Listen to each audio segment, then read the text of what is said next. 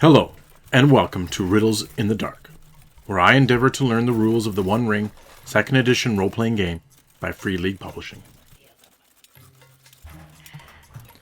Structure of the One Ring role-playing game. All tabletop role-playing games share a common architecture amongst them, and the One Ring RPG is no different.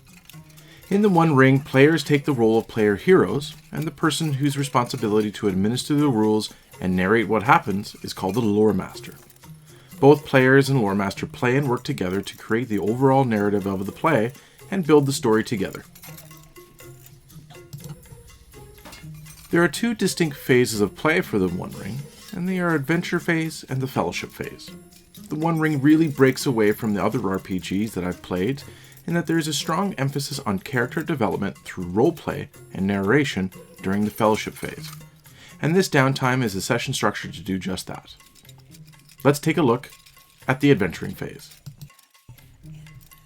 The Adventuring Phase is a session of play where scenes created by the Lore Master are connected in sequence to form the wider narrative arc that the Lore Master and players are developing together. A scene is a single episode focusing on the company of player heroes, or part of the company, facing some kind of challenge, prep for one, or recovering from a challenge.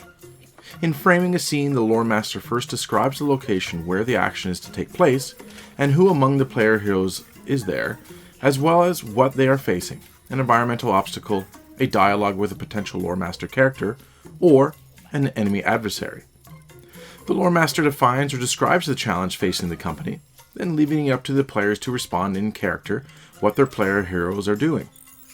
Players have complete control over what their heroes do and how they would do it. However, the Lore Master ultimately decides how the world reacts to what the player heroes do. How the players and the Lore Master play out the scene is through the play and rules of the action resolution, combat, council, and journey rules as described in the core rulebook. I'll be creating videos on each of these rules later. Generally, adventure phases last 3 sessions of in-game play before the next phase, which is the Fellowship Phase. The Fellowship Phase follows the Adventuring Phase, and this is where the player heroes are resting from the events and outcomes of the Adventure Phase.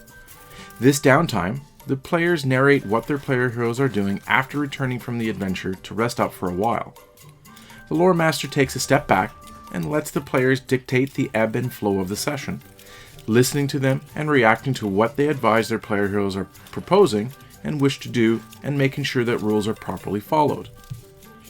There are specific actions and events that a player can do during Fellowship Phase, like doing undertakings, player hero advancement, and Yule, which I'll cover more in an in-depth video later. Tying it all together.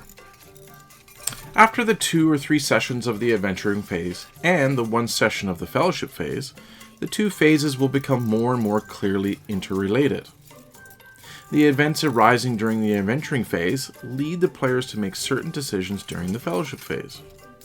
The Lore Master will find it easier to tie in the next Adventuring Phase into what happened during the previous Fellowship Phase as time progresses and you continue to play the game.